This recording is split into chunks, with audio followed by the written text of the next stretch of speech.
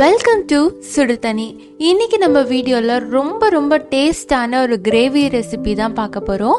Malay பன்னீர் gravy எப்படி பண்ணுறதுன்னு பார்க்கலாம். இது நான், சப்பாத்தி, ரொட்டி, ஃபுல்கா இது கூட சூப்பராக இருக்கும். நான் கூட ட்ரை பண்ணேன், ஒரு சூப்பரான காம்பினேஷனாக இருந்துச்சு.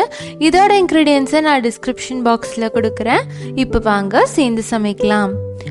ஃபஸ்ட்டு நம்ம அரைக்க வேண்டியதாக அரைச்சிடலாம். அதுக்கு ஒரு மிக்சியில் 3 வெங்காயம் சேர்த்துக்கிறேன்.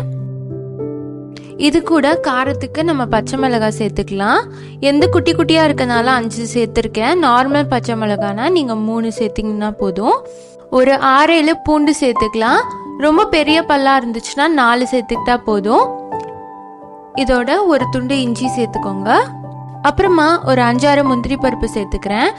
நல்லா கிரேவி மாதிரி கிடைக்கணுங்கிறதுக்காக நான் சேர்க்குறேன். இது ஆப்ஷனல் தான், நீங்கள் வேணும்னா சேர்க்கலாம். இப்போ இதை நல்லா அரைச்சிருங்க. கொஞ்சமாக தண்ணி சேர்த்து நல்லா பேஸ்ட்டாக கட்டி இல்லாமல் அரைச்சிக்கோங்க. இந்த மாதிரி இருக்கணும். இப்போ இது இருக்கட்டும். அடுத்து நம்ம பன்னீரை ரெடி பண்ணிடலாம். பன்னீரை இந்த மாதிரி கியூபாக கட் பண்ணி வச்சுருக்கேன்.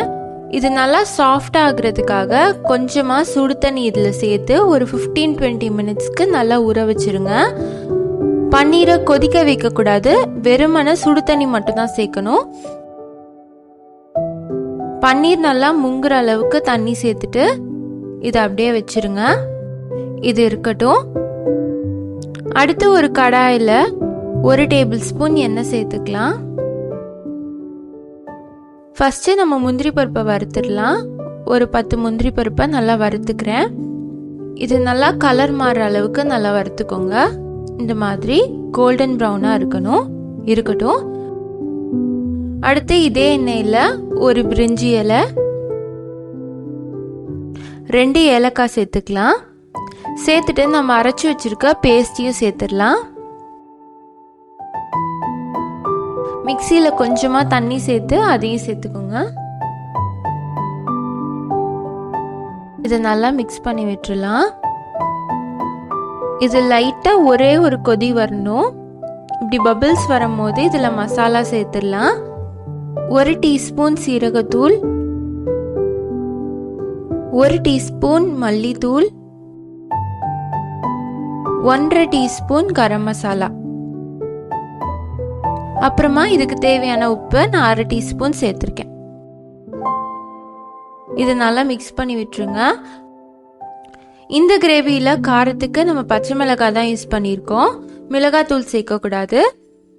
இப்போ இதை நல்லா கலந்து விட்டுடலாம்.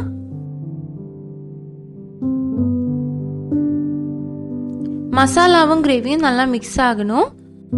மிக்ஸ் ஆனதுக்கு அப்புறமா இதை ஒரு 5 நிமிஷம் குக் பண்ணிடுங்க. இப்போ அடுப்பை ஆஃப் பண்ணிட்டு 2 கப் பால் சேர்த்துக்கலாம். நல்லா ஆடையோட இருக்கிற பாலாக சேர்த்துக்கோங்க, நல்லா இருக்கும். 1 கப் சேர்த்துருக்கேன். நல்லா மிக்ஸ் பண்ணிக்கலாம். நல்லா மிக்ஸ் ஆனதுக்கு அப்புறமா திருப்பி இதில் 1 கப் சேர்த்துக்கோங்க. இப்போ அடுப்பை ஆன் பண்ணிட்டு ஒரு மூடி போட்டு இது வேக வச்சிடலாம். ஒரு 10 நிமிஷம் இது நல்லா குக் ஆகட்டும். 10 நிமிஷத்துக்கு அப்புறமா பாருங்க, இது கொஞ்சம் திக்காக இருக்கும். பால்லாம் நல்லா வத்தி கொஞ்சம் திக்காக இருக்கு. இந்த ஸ்டேஜில் நீங்கள் உப்பு செக் பண்ணிட்டு வேணும்னா ஆட் பண்ணிக்கலாம். இதில் நம்ம பன்னீரை சேர்த்துடலாம். தண்ணியெலாம் வடிகட்டிட்டு வெறும் பன்னீர் சேர்த்துக்கோங்க. பாருங்க, நல்லா சாஃப்டாக இருக்கு.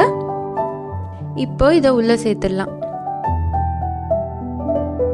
பன்னீரை சேர்த்து நல்லா மிக்ஸ் பண்ணி விட்டுருங்க.